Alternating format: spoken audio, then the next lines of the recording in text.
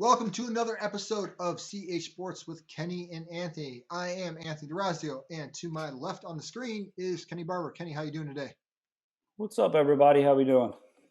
I'm sure they're doing great. They wouldn't be listening to us if they weren't. So another big week in sports. We're actually going to start with an announcement of a sporting event instead of a review of a sporting event, and that is the CHP event we're putting on in October. It's a virtual event known as the Crucible. It consists of 4 events that you can complete at some time during the month of October virtually. It is I'll give you the sort of full version, and there are scaled options. But the full version is your super total, which is your powerlifting total plus your Olympic total, distance moved over a 6-hour period of time. You could do it in different ways, and we'll have modifiers whether you do it like on a bike or if you run or self-propel, I guess. There Walk, is walk, whatever, just some sort of crawl. movement. Obviously walking, running is the same, but we can't necessarily compare those to a bike. Cars don't Yes. count. You have to do it yourself. After that, we also have there's a Wingate test, which will be very short, like 30-second Wingate test, something like that. And then there is a long cycle kettlebell test. So it's 30 minutes for total number of clean and jerks with, I think for the men it's a 32 kilogram dumbbell, and I believe for the women it's two 24 kilogram dumbbells, correct? Yeah. So men is two 32s, women's two 24s. So it is very heavy. We chose those because that is what actual kettlebell competitions use at the pro level. That we definitely understand that that's heavy. So, any of those things you can scale back and do. And we picked these events to give sort of an overall way to test yourself kind of yearly. It's going to be a yearly event that we do, and how your hybrid fitness is, right? And obviously, you can pick and choose. People get a lot of questions we've gotten so far about, do you have to do X, Y, or Z? And the answer is no, right? You can do whatever you want, right? Within the context, right? Obviously, if you're trying to win, you probably want to put up a total for everything. You don't want to zero anything, but for your own, if you're doing it just for personal reference and personal, a way to test yourself and a way to challenge yourself, maybe there's an event that you just don't care about and it doesn't fit your overall training goals, and that's completely okay, right? You can just always put a 0 down for that event, and if it doesn't matter to you and you're not trying to win, that's completely fine. Kenny, what are your thoughts? How excited are you for the Crucible?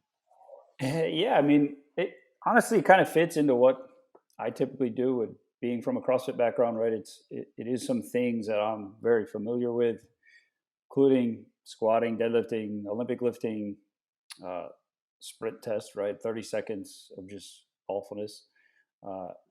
And then, the biggest challenge I'm going to see is probably I'm not going to do the 6-hour test. So I'm going to do a 2-hour test.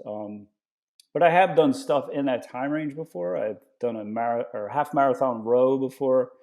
And, I've done some biking and even walking where I did a 15-mile walk before. So just some things. I've messed around with some more distance stuff.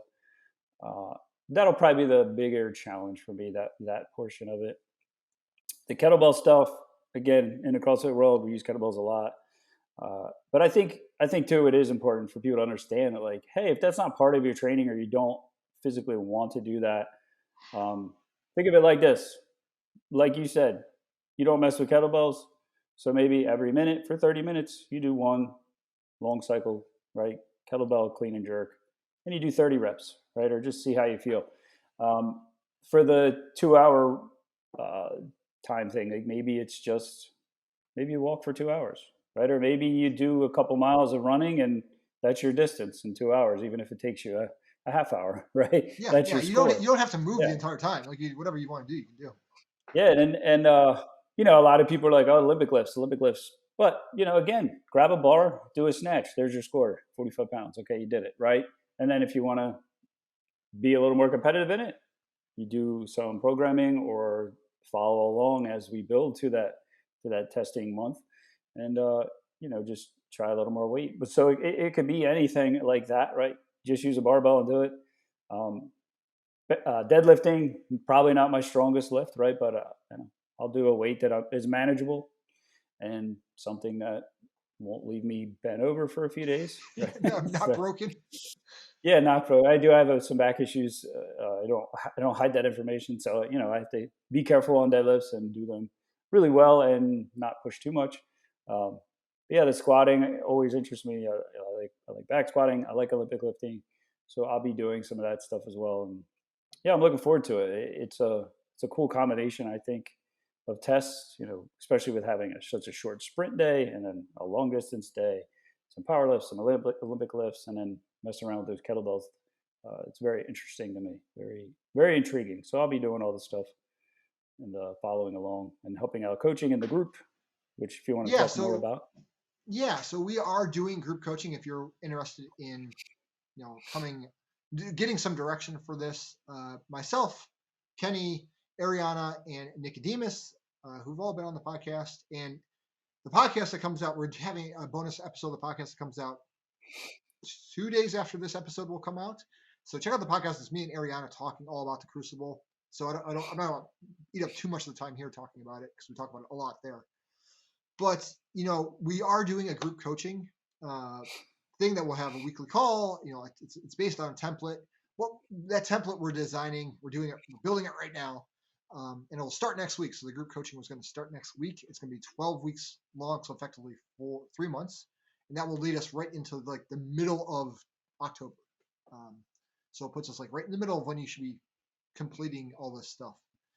And from our perspective, it's really going to be about giving the people that are in this group coaching group direction on how to use the template and how to build, alter that template to meet their own training goals, right? And fit their lifestyle, right? That's the other thing you have to worry about is I've already had some of my current clients be like, hey, man, I want to do this. And, my comment is, hey, that's great. What do we necessarily want to focus on?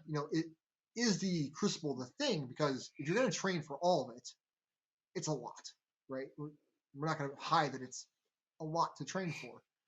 Especially if you have like any other training goal beside that you're worried about, or even like injuries you have to think about. Those are all things that cut into that training time. Family life cuts into it, work cuts into it. So, this group will be something that will help with that. I will say, if you are a current CHP client, you already work with, Kenny or myself or one of the other coaches on training. You're like, man, that sounds cool. I don't really need the template because I'm already working with my coach. I'm working with Alec. I'm working with Nicodemus. I'm working with you, Anthony. But I'd love to get access to those, those weekly coaching calls, just to get your all's input because you all know what you're talking about. Contact myself or Ariana Scalfo. I'll put both our emails in the description below, and we will be able to help you out with doing so at a very, very reduced rate. It's a very reduced rate from the actual coaching rates. We're not trying to poach you from your normal coach here. But we do appreciate your loyalty to CHP and would love to get you access to the group calls. The more people in there, we think the better. It'll be better interaction, as Kenny and I know from the CHP men group. So yeah, Kenny and I will be doing it. Like I said, we'll be running the group, helping run the group coaching program. And I at least am doing a vlog as for my own training with it. And so those we'll probably start posting those like in August. We're going to kind of like build up a backlog so we can kind of post them as we lead into October. So yeah, so that is the Crucible. So hopefully you join us. It's a nutty event, but we hope you understand that it's not meant to intimidate. It's meant to be like a choose your own adventure. Check yourself yearly and sort of see where you're at.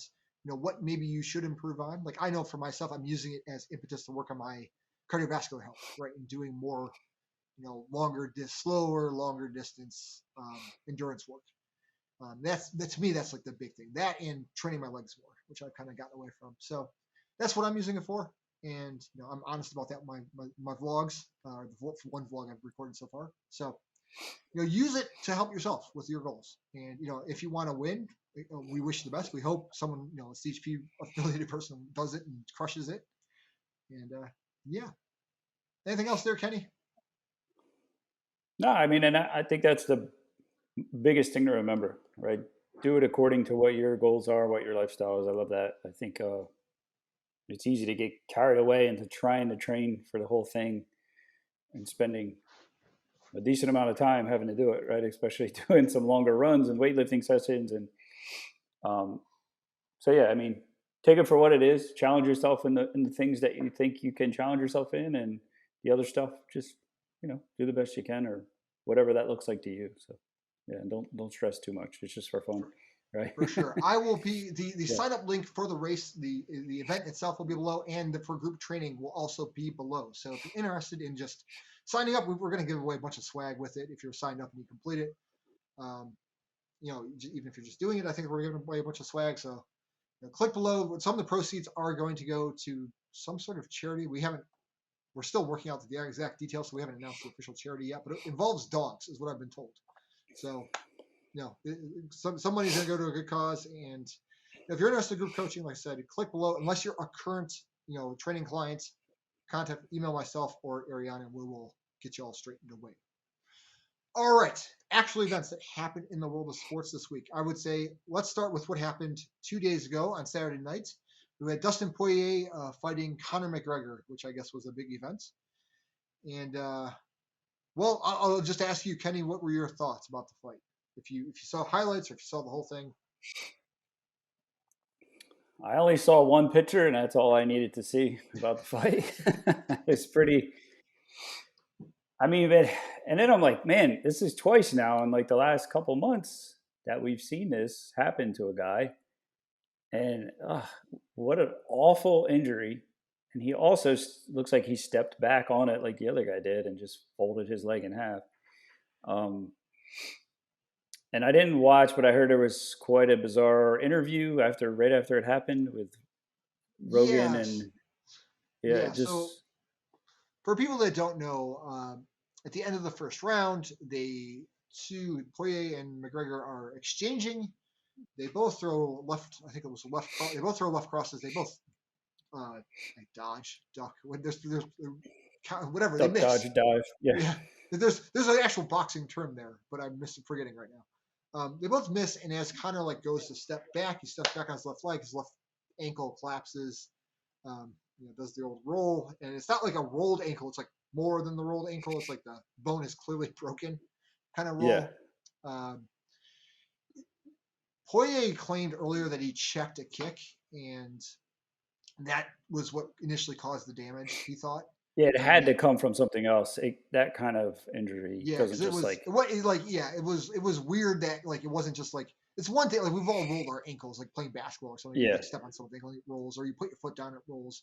But like this was like it seemed very much the ankle was compromised before that. And I saw an interview with Conor McGregor's coach afterwards, and he said that yeah, it looked like right before that happened, Conor had thrown a head kick, and Poirier had blocked it with his elbow. checked And when it. he did that, Yeah, it folded like the Conor's ankle folded on the elbow, and that's where the damage was actually done.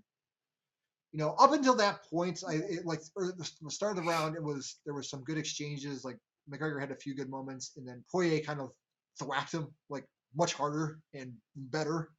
Um, Connor goes for the clinch because he didn't like getting punched in the face. He goes for a guillotine against a black belt and Poirier. Poirier escapes and then just drills him with elbows from top position. Uh, he eventually lets him up, and the only reason he really let him up was because Connor was grabbing his gloves. If you watch, it's very clear in the replay that Connor grabs like the inside of his glove and is trying to pull Poirier down into up kick. So he's trying to up kick him as he pulls down on his glove. And so that's why Poirier had to let him up because Herb Dean, the referee, wasn't doing anything about it.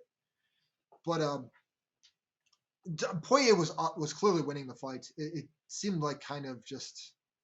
I mean, it's never necessarily like a matter of time. It seems like, but it certainly didn't seem in the 5 minutes we saw that McGregor had any answer for Poirier in the fight. Given that Poirier won the last fight, it doesn't seem super surprising to me.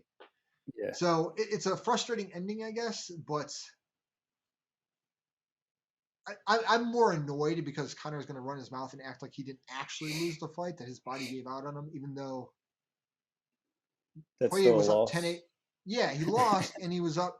Poirier, like if the judges' scorecards, because the first round finished, so the judges had scores for the first round. It was 10-8, 10-8, and 10-9 for Poirier. So it was like you're down 10-8 on two judges' scorecards. Like you got smoked, dude. Um, Yeah, it didn't turn out well. yeah, so And I wish too, McGregor the like that. best.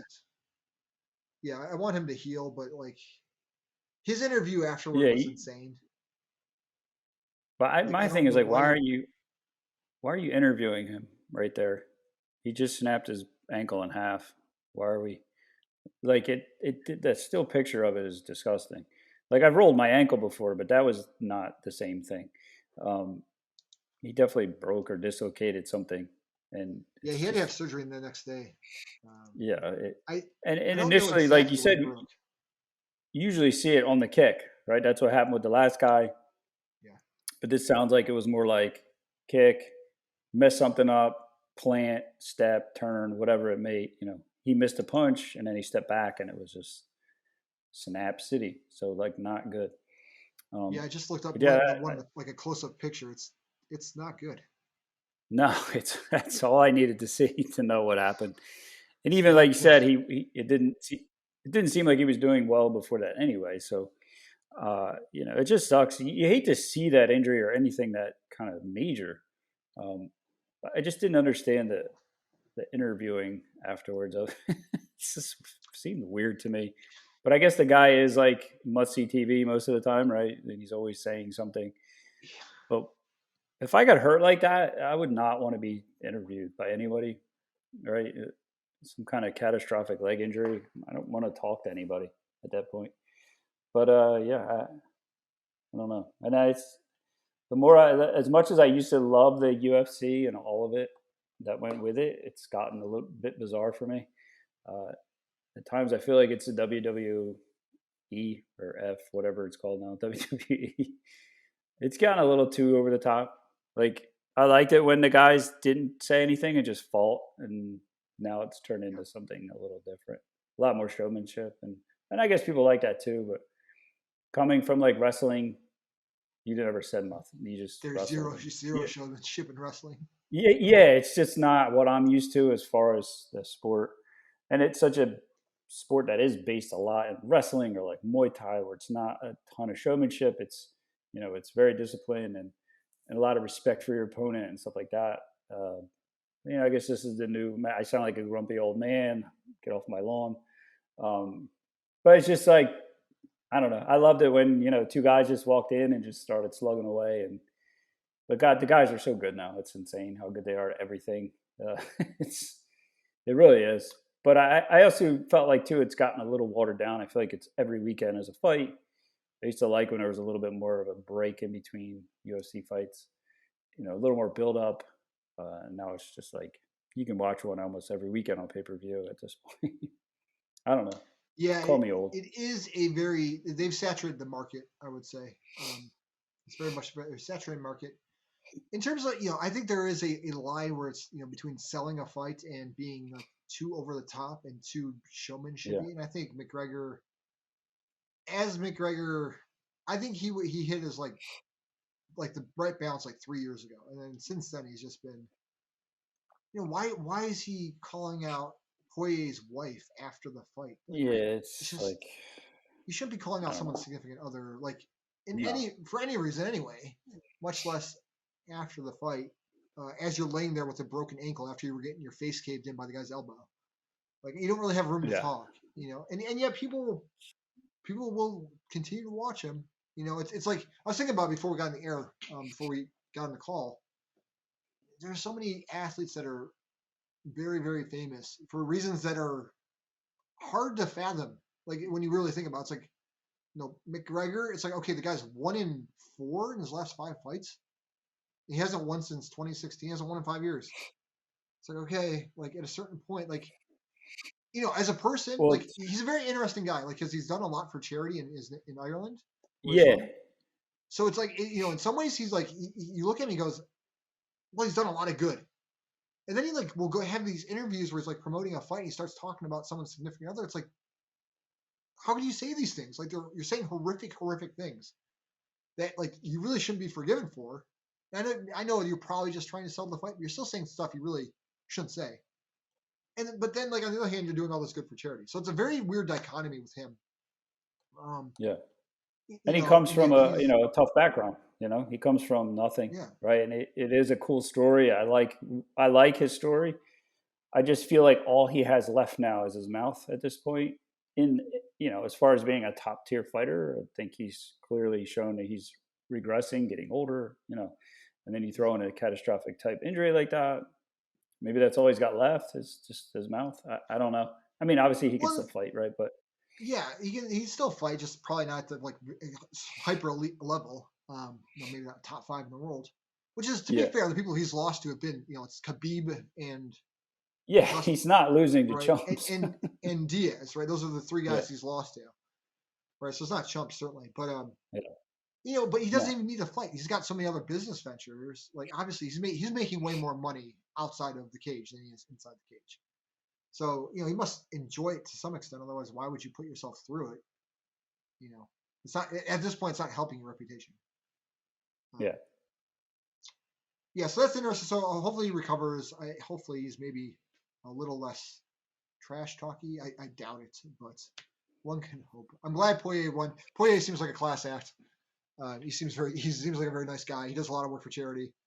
Not that that's like the only measure of someone's wealth or goodness, of course, but he seems very honest and he just seems like a good guy, in my opinion, from what I've yeah. seen. Right? Which, who knows how much you see, but it's good. Other things happen. We had Wimbledon. Djokovic wins pretty easily, kind of cruises through the tournament. It seemed like Yeah. you watched more than I did, I'm sure.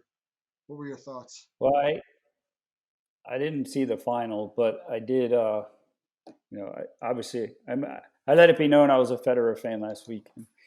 Once he was out, I was like, oh man, Djokovic is going to win this easily. Um, and he did. I feel like he's just that much better now than everyone else. I think he's on a whole nother level right now. He's just kind of like where Federer was years back. He's just, Federer lost to a guy that's 24 years old. The guy is the same age as about when he started as a pro. So, age, he's still doing great for 39 years old. But I think Djokovic is just in his own. I think he's that guy right now, and he's dominating the sport. So, and by the scores, it looked like he won pretty easily. I don't think it was that close. Yeah. So I mean, he's the guy right now. He's the guy to beat. I don't Yeah, even think it's. I think pretty he's got clearly 20. actually. Yeah, I think he has 20 Grand Slams now. I believe, which Yeah, ties he's tied, Federer and and Nadal. Nadal. They're all Yeah, tied, which is which is nuts. Yeah. So yeah, like we well said last again. week, basically watching the 3 greatest players of all time, right, all at the Yeah, same time. think about playing in this era right now. It is on the men's side. It has been crazy how good these guys are, and we saw Federer for a while, and then him and Nadal were back and forth for so many years. And I think now Djokovic is just kind of taken over as the guy. So impressive run he's been on. Really, really has been. So And then the women's side was run. I'm gonna forget her name. The winner of the women's Wimbledon. Barty, Yeah, I remember is it Bar- Barty. I don't want to give her full credit here. yeah, Women's singles. Here we go. Sorry. What's her name? Ashley Barty. Yes. Ashley Barty, yeah, Yeah, I believe it's her second Grand Slam. So congrats to her. She took it 2-1, 2-1.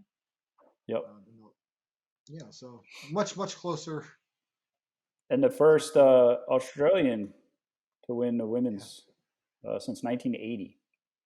that's crazy. So, yeah, very cool.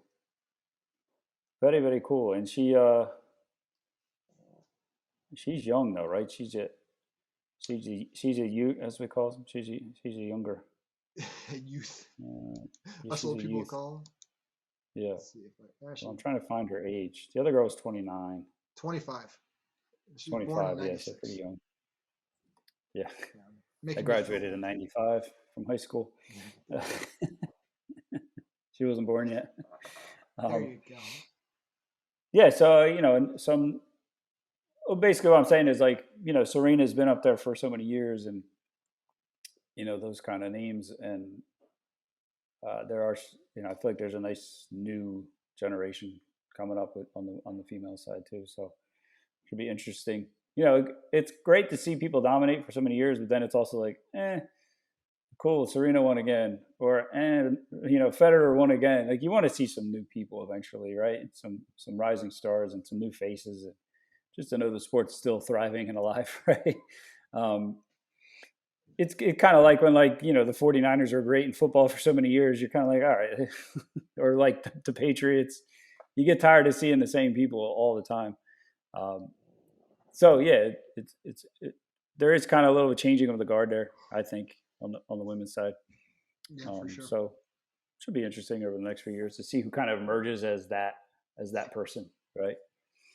So that'll be interesting. I'll be intrigued because it's the women's side certainly seems less dominated, right? Even Venus and Serena when they were sort of at the height of their powers, like even then the women there seemed to be more parity on the women's side than there was on the men's side, where it was like always Federer, Nadal, or Djokovic. When you have 60 Grand Slams between the three of them, like naturally, they basically won everything. Yeah, like there were a few other guys that showed up, but it was rarely consistent. That was a name outside those three that was consistently showing up. Yeah. Whereas the women's has kind of been a mix of you'll have someone cycle the service for like a year or two, and then kind of like maybe you have a down year or two. So yeah, interesting. Yep. Something we forgot to mention that I posted about, but I feel obligated to mention. Italy wins Euro 2020/2021, whatever you want to call it. In penalties. I was very excited, given that I'm half Italian on my father's side, and so I was very thrilled. I was rooting very hard for Italy, and yes, if you saw the photograph I posted, that was what my wife took as I shook my fist as I got off and ran off the couch and was running around the house without making noise because I didn't want to be too. My wife gets mad at me if I start yelling, so I have learned to silently cheer. That's what it's become. Very good. Yeah, and so that was very exciting. Man, it seemed like an interesting, very fun tournament. I mostly just watched the Italian games, but I saw most of them, and a lot of attacking. Soccer I feel is obviously not my sport. So all you soccer people out there, I'll probably say something incorrectly here in a second, but at times, let's be honest, it can be a little boring. If you have two very defensive squads playing and they just play around the midfield, it's like, okay, can someone attack? Whereas it seemed like this World Cup, there was a lot of attacking going on, a lot of chances, which always makes for a lot more exciting. Even the final, which was 1-1, England had a lot of good chances, Italy had a few good chances. At least as they in the second half, especially. So, good final. Came down to penalties, and I mean, penalties is always a bit of a crapshoot who's going to win. But yeah, it's so and that's my thing. I'm not a big soccer guy either. I'll never admit to be a soccer guy. I think I played when I was 6 once. I did, and I watch it in passing. So my wife's uncle was here. He lives in Germany, right? He's a German guy. But he has dual. I think he has dual citizenship, I believe. But he's very into soccer. So I put it on, and who did Italy beat before? I think it was that game. The game, it was in a semifinal, whatever. It was the same thing. It went down. Win. Yeah, it went down to penalty kicks. Cannot think of the other team for the life of me. But I always struggle with a lot of the rules in soccer. Some stuff I just don't understand why they do it. And I feel like it could be a much more exciting game if they made some rule changes. But what do I know? You know what I mean? I'm just they beat Spain. Spain, that's right. I'm just kind of a watch if it's on type person. And I agree. A lot of it just gets boring to me after a while. Where I'm used to football where things are happening, at a faster rate. And I don't know if it's one of my biggest things is they're only allowed 3 subs the whole entire game. And if you get subbed 4, you're done for the entire game. So basically you have a group of super tired people trying to create offense for 90 minutes straight. I don't know. I think if it was a little more like hockey where you had shifts and you had guys running on and off, I think it would be, I don't know, a little more exciting. But again, it's, what do I know? They've been playing soccer for a long time before I started looking at the rules and stuff. But I just think there's ways that you could probably improve the game. They do that with other sports. They do change rules and they do make things a little different. Um, but it is the most popular sport in the world other than the U.S. So what the heck do I know? But I agree. Like I get bored watching it, and I feel like if the penalty kicks are the most exciting part of the game, then like maybe you need to change something, right? You played 120 minutes already, and nothing happened. I think for me, a you lot of know, it is the flow of the game, and I think they did it at least in the final. I thought they did a great job. The referee did a great job of just letting them play because I think that's one which I like too. yeah, I think that's one of the things like we as American fans that aren't soccer, there are many American fans that are big soccer experts. We are not two of them, No, but there I don't are think. But there are times where I watch and I'm like, I don't exactly know what a penalty is. Right? I don't know what's legal, what you can do to the opponent. Right? So like there's times where they run down and they'll just like grab the guy's shoulder and like just hold on. I'm like, yeah, is that legal? And like sometimes it seems like it's a penalty and sometimes it seems like it's not. Um, it seems I know you can't like yank them backwards, like that's illegal. But like if you just yeah. kind of like grab them, it seems like that's sometimes allowed to go. So it's just There's a lot of gray. It seems like a lot of gray with the yeah, penalties. yeah. It seems A like a lot of ton of great. gray.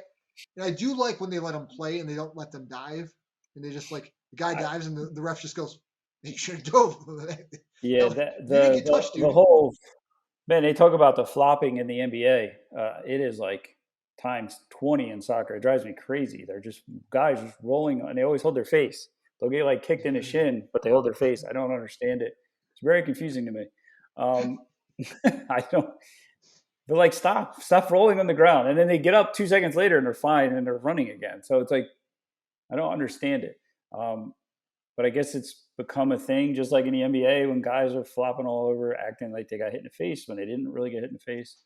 Um, so it's part of the sport, I guess, at this point. But yeah, I think there could be some more exciting stuff happening. But I do agree, and same with hockey. Like the more they let the guys just play and flow, and you get to see cool plays happening and see the setups of the offense, stuff like that. But then it was that game against Spain.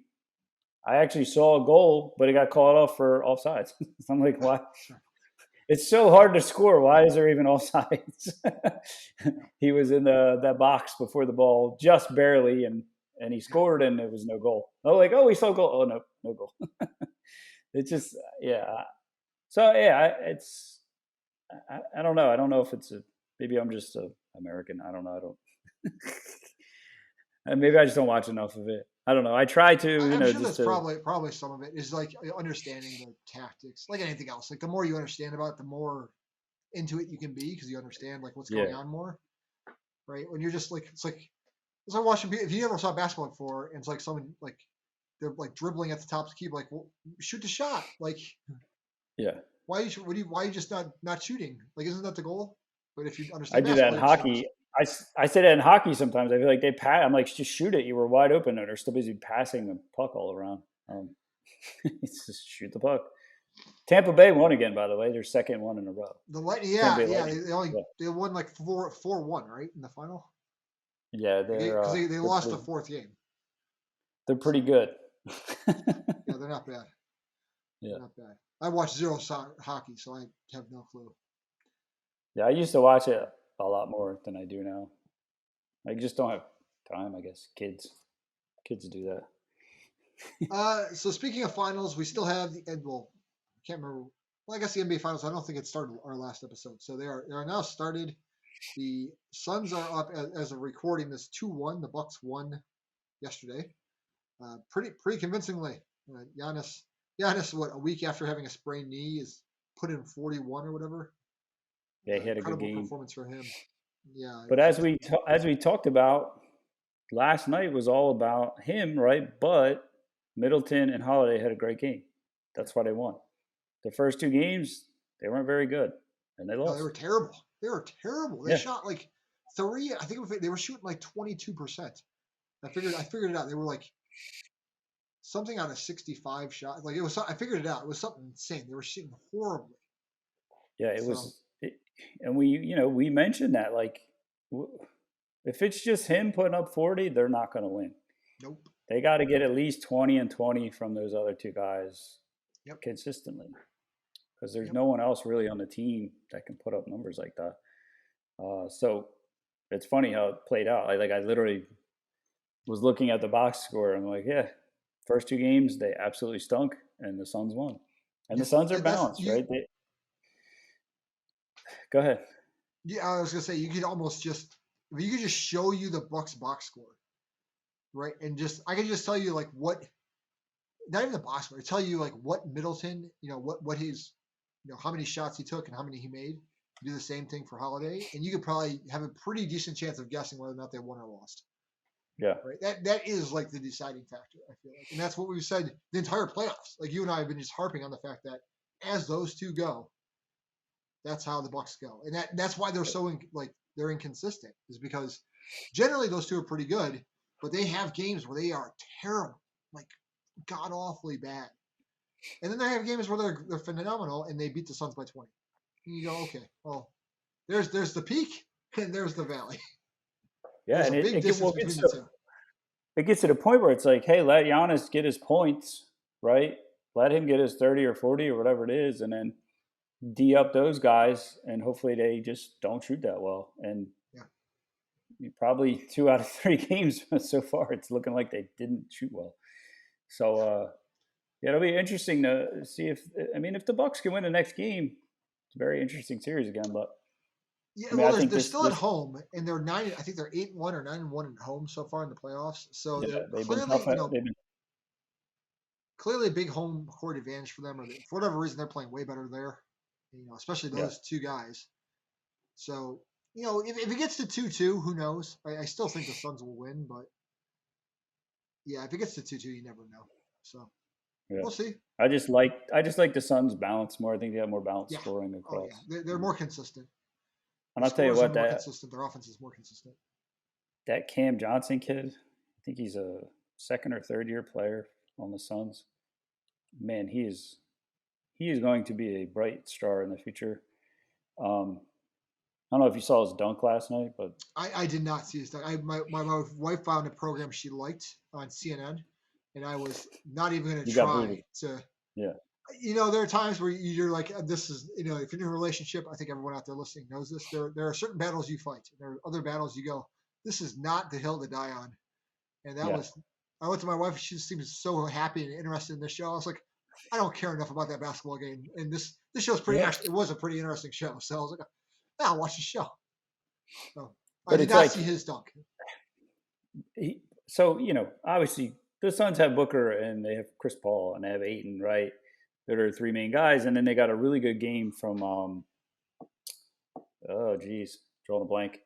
He was a Villanova guy, but he had a good game the first game too. And then there's this kid Cam Johnson, where no one really pays attention to him most of the time.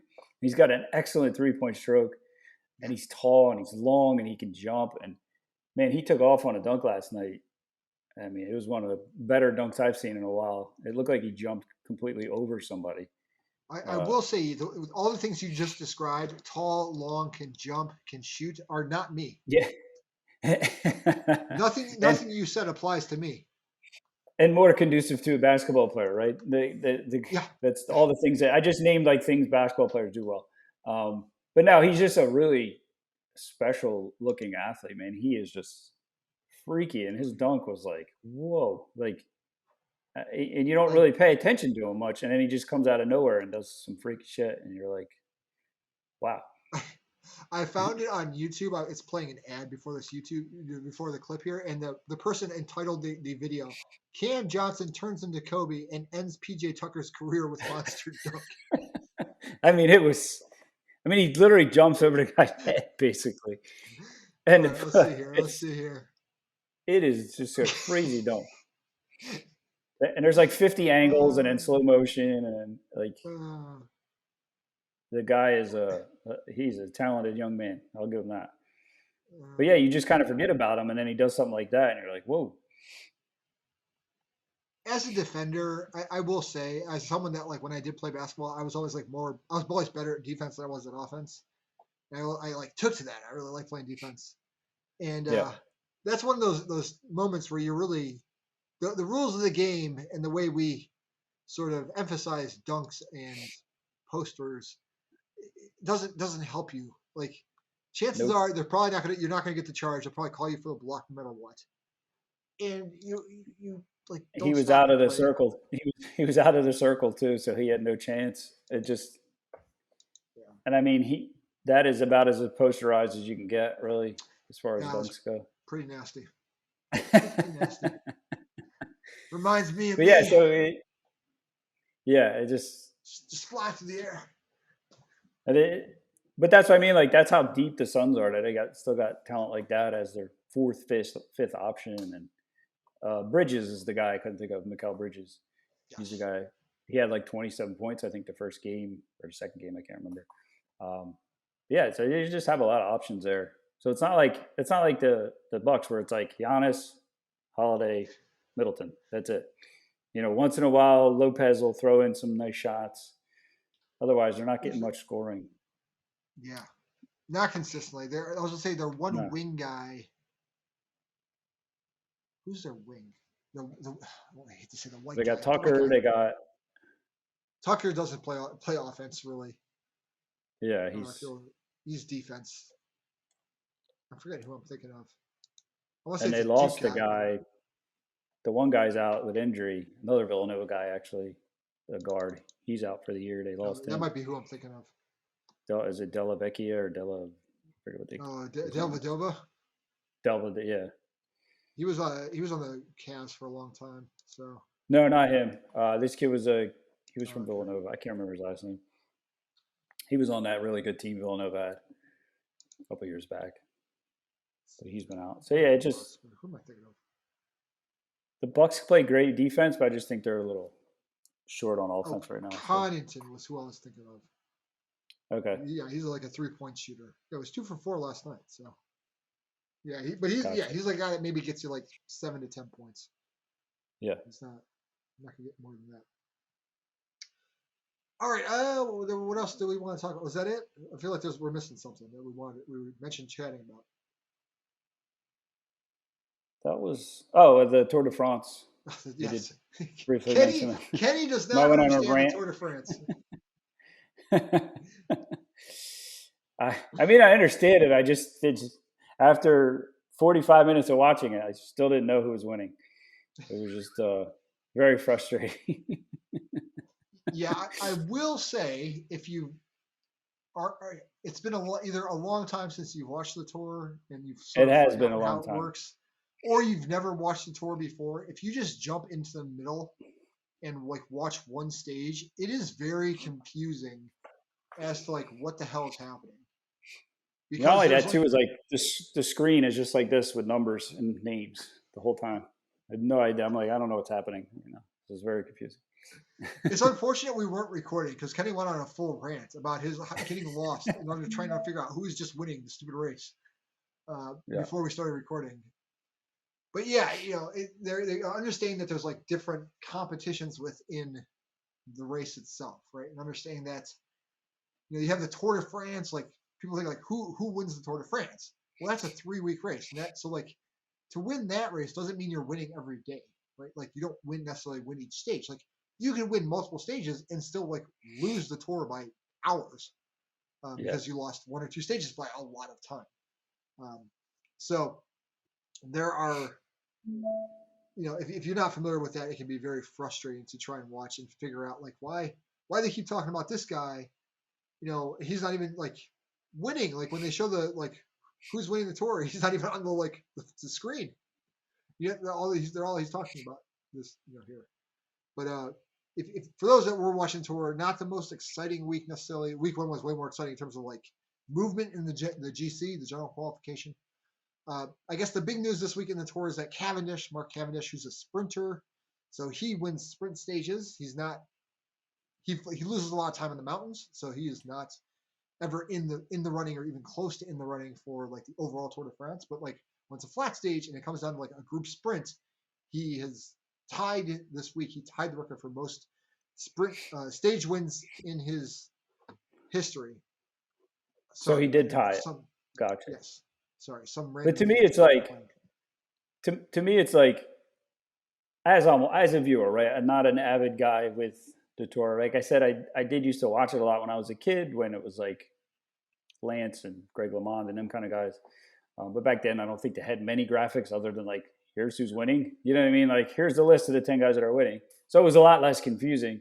So I'm watching this, and all they're talking about is Cavendish the whole time, right? So I'm like, oh, this guy must be winning. But then they show the results. He's not even close. So I'm like, well, wait, so which guy's winning again? And then they would talk about Cavendish again. So it was like back and forth of like trying to figure out who was winning the stage, who was winning. But to me, it's like we just looked at that guy's awesome dunk, right? But the Bucks won the game. That's what I care about. Do you know what I'm saying? Like, Yeah. cool, you won a stage or whatever. It was just really confusing to me to not actually. I watched it for 45 minutes. I still wasn't sure who was actually winning the race, which is what I care about overall, right? If you watch the Super Bowl, the other team might lose by 40 points and have a couple good plays, but we're not going to highlight those, right? We're going to highlight the winning team who actually won the Super Bowl. Yeah. You know what I'm saying? Like, it was just it was off to me. I don't know. The coverage was strange. I did enjoy the scenery though of it. It was pretty cool looking. And then they got to that like dead zone. There's a zone where it's just like nothing grows there. It's all dead. I forget what they called it. Oh, I didn't get a chance to watch the stage you're talking about. So. Yeah, it was on a climb, so it was like up this hill, and it was like sand.